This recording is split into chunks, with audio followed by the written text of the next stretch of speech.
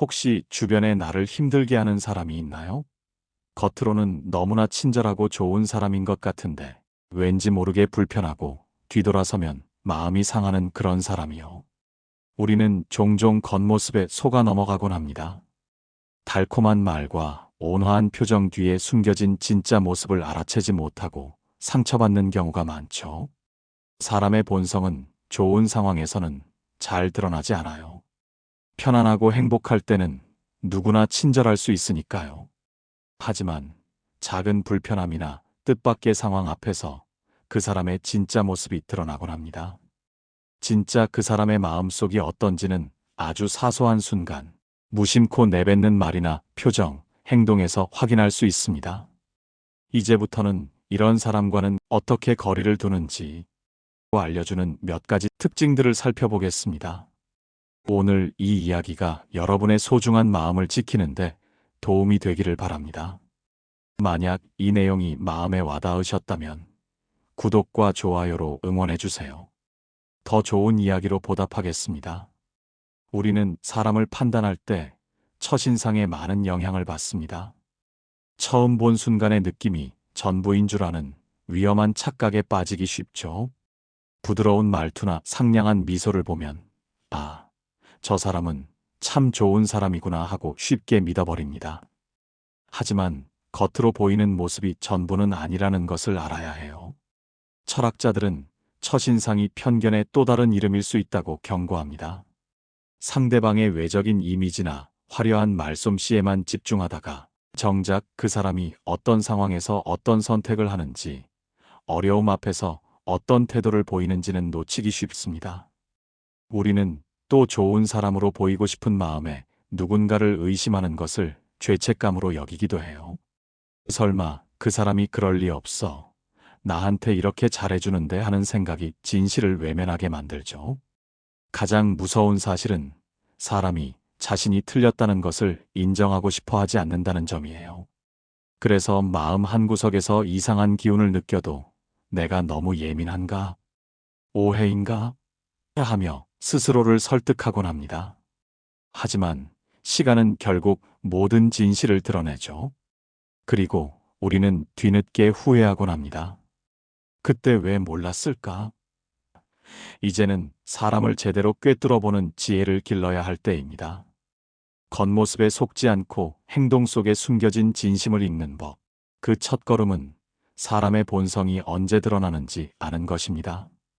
사람의 진정한 모습은 편안하고 좋은 상황에서는 절대 드러나지 않아요. 기분 좋을 때는 누구나 친절할 수 있고 원하는 것을 얻기 전까지는 누구나 착한 가면을 쓸 수 있습니다. 진짜 본심은 상황이 조금이라도 틀어졌을 때, 예상치 못한 어려움이 닥쳤을 때 비로소 드러나는 법이죠. 심리학자들은 말합니다. 사람은 감정이 흔들릴 때 통제력을 잃는다고요. 아무리 완벽하게 자신을 포장해도 불편한 상황, 당황스러운 순간, 사소한 스트레스가 쌓이면 그 안에 숨겨져 있던 진짜 성격이 나옵니다.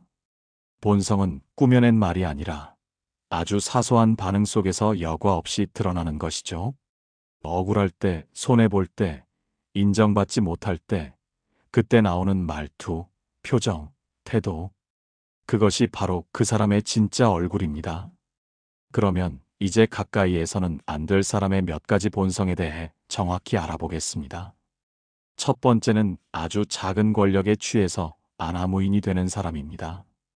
어떤 사람에게 아주 작은 권한이라도 줘보세요. 회의 진행을 맡기거나 단체 채팅방 공지를 올리는 사소한 역할이라도 좋습니다. 그 순간부터 말투가 달라지고 사람이 변하는 것을 목격하게 될 거예요. 이제부터 제가 조율할게요. 모든 건 저한테 확인하세요. 그건 제 허락 없이는 안 됩니다와 같은 말을 서슴없이 내뱉기 시작하죠. 조용하던 사람이 갑자기 자신이 리더라도 된 양군림하려 듭니다. 겉으로는 예의 바른 척하지만 속으로는 이미 권력놀이에 심취해 있는 겁니다. 우리는 현실에서도 이런 모습을 자주 목격합니다.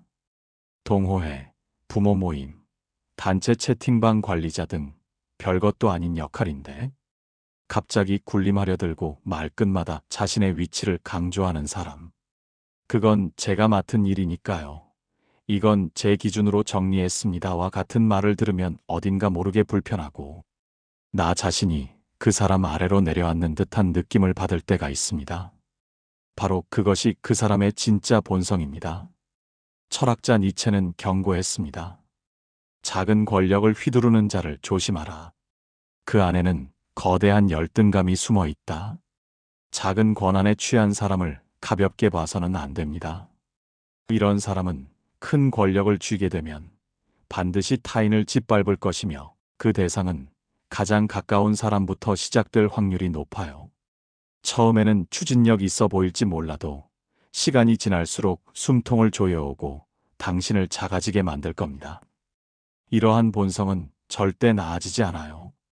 두 번째는 약자 앞에서 뻔뻔하게 돌변하는 사람입니다.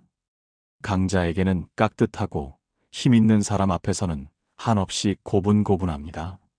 식당 종업원에게는 야, 택배 기사님에게는 무시, 경비원에게는 눈길조차 주지 않는 모습을 보입니다. 이런 사람을 보면 단번에 알 수 있습니다. 겉만 번지르르한 사람이라는 것을 말이죠. 진짜 무서운 사람은 힘 있는 사람에게 무례한 것이 아니라 오직 힘없는 사람에게만 무례한 사람입니다. 더 소름 끼치는 점은 본인이 그것을 무례하다고 생각조차 하지 않는다는 거예요. 그저 평소의 말투이고 세상을 대하는 태도일 뿐이라고 생각하죠.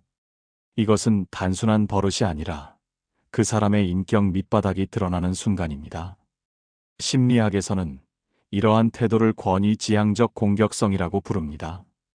즉, 자신보다 강한 사람에게는 복종하고 자신보다 약하다고 판단되면 공격적인 태도를 보이는 성향입니다.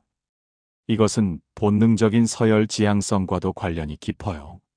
자신의 위치를 높이기 위해 아랫사람을 억압하는 방식을 택하는 것이죠.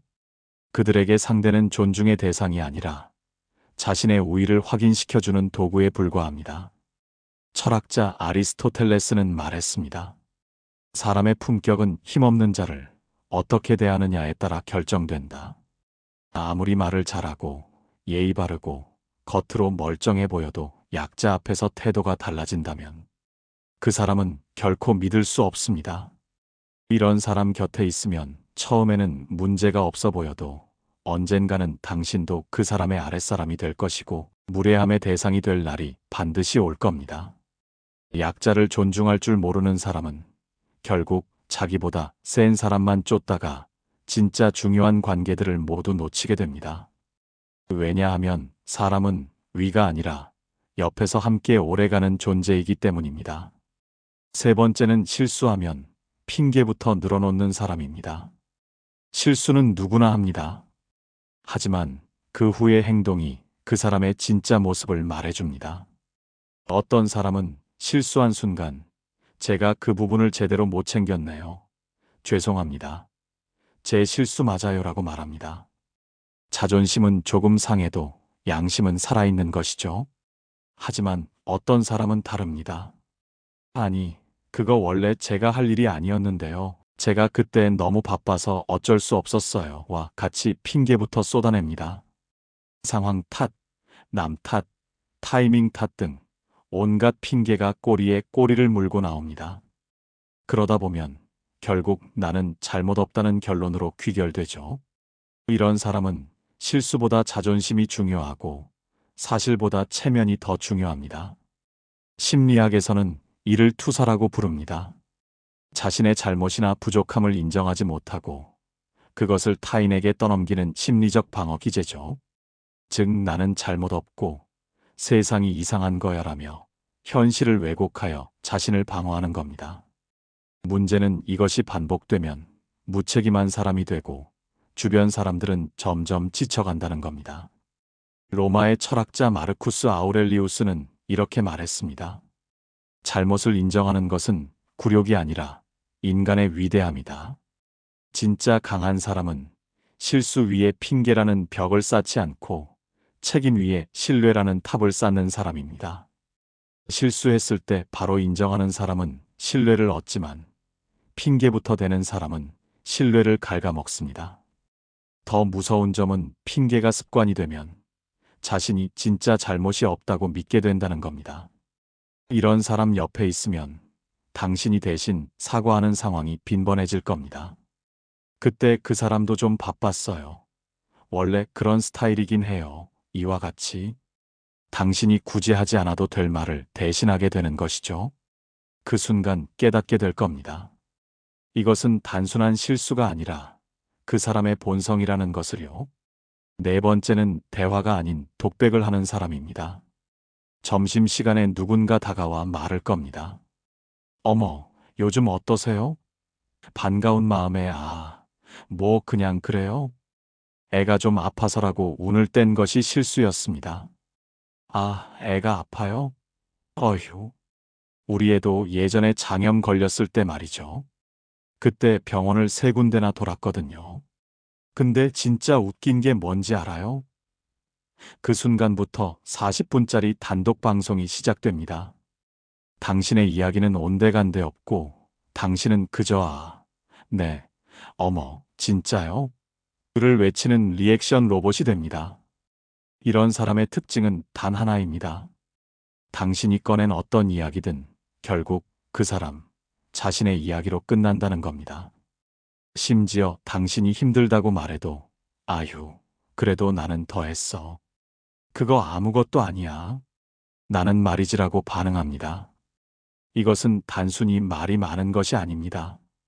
타인의 존재를 자신의 이야기의 배경 정도로 여기는 본성입니다. 하버드대 심리학과 연구팀은 자기의 성향이 높은 사람들의 대화 패턴을 분석한 결과 이들은 상대방에게 이야기할 기회를 주지 않고 대화의 중심을 자신에게 고정시키는 경향이 뚜렷했습니다.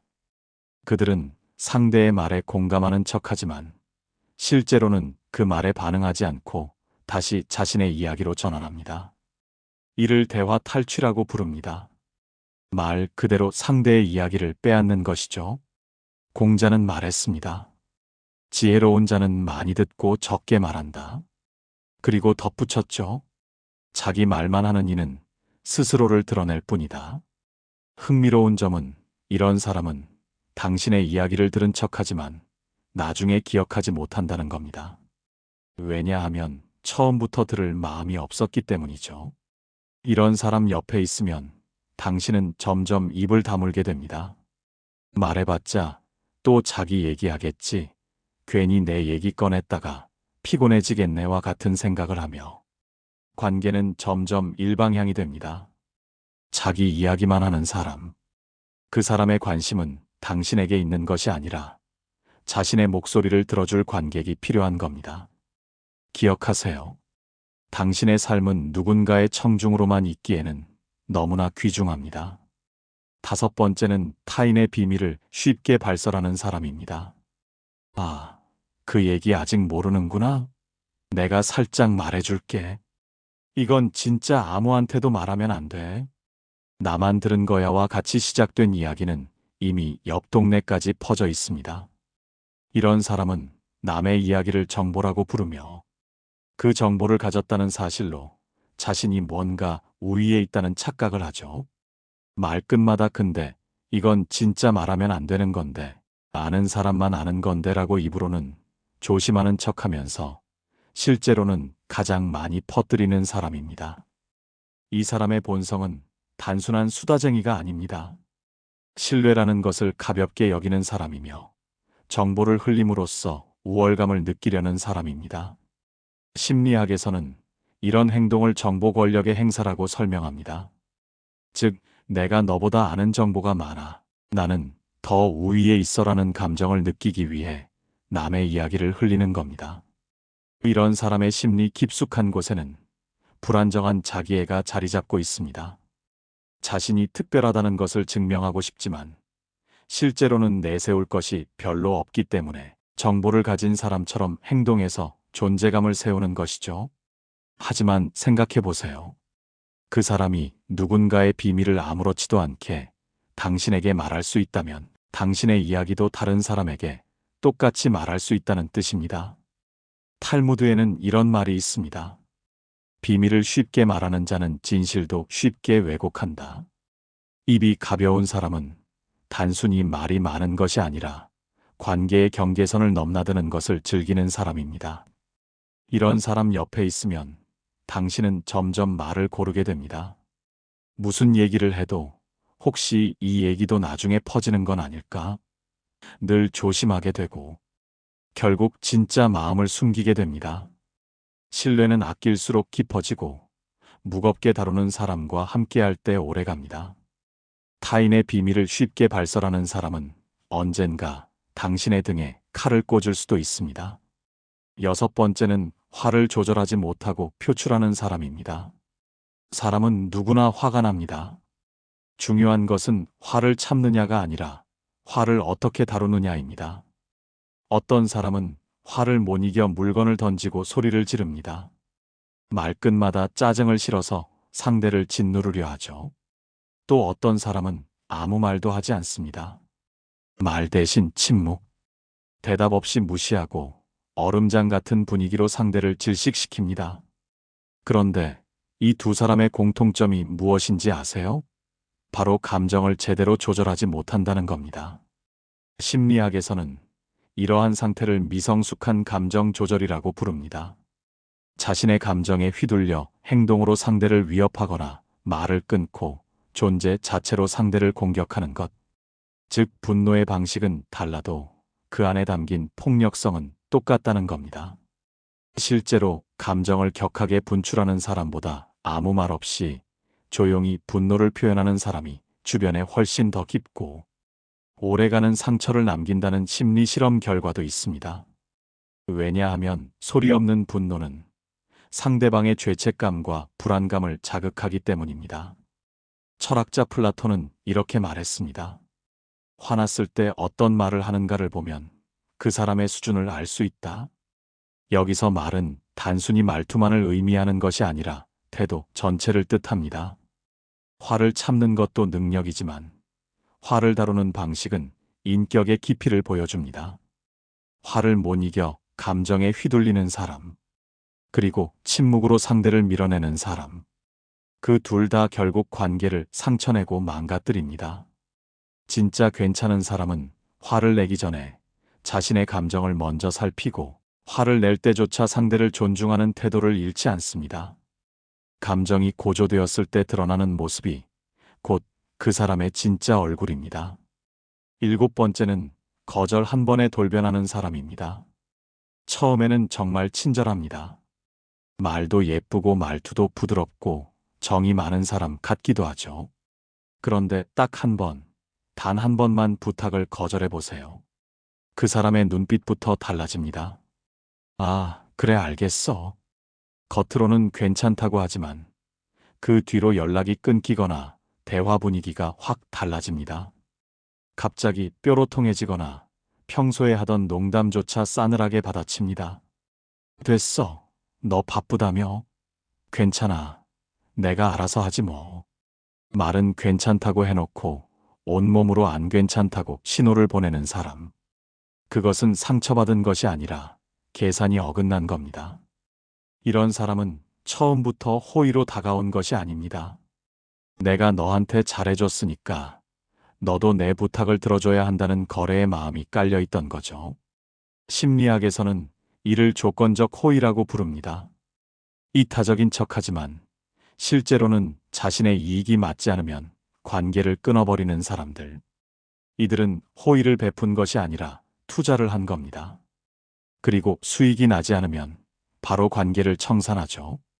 미국 심리학자 존 바위의 실험에 따르면 이 사람들은 단 한 번의 거절만으로도 상대를 이기적이고 믿을 수 없다고 평가하며 관계를 끊으려는 경향을 보였습니다.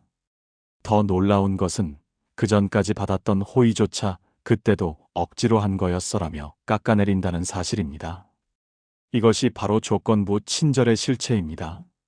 이런 유형의 사람 옆에 있으면 당신은 늘 조심하게 됩니다.